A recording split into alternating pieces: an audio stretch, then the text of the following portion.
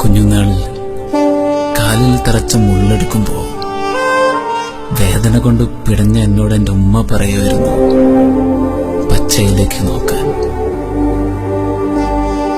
കാലിൽ നിന്ന് ഒലിച്ചിറങ്ങുന്ന ചുവപ്പ് കണ്ട് ഭയന്നിരുന്ന ഞാൻ അന്തരീക്ഷത്തിൽ തല ഉയർത്തി നിൽക്കുന്ന പച്ചപ്പിലേക്ക് നോക്കിയാണ് ആശ്വാസം കണ്ടത്. എൻ്റെ ഉമ്മയാണ് എനിക്കാദ്യം പച്ചയാണ് വേദനിക്കുന്നവർക്ക് ആശ്വാസം എന്ന് പഠിപ്പിച്ചു തന്നത്. അന്ന് തുടങ്ങിയത് പച്ചയോടുള്ള പ്രണയം.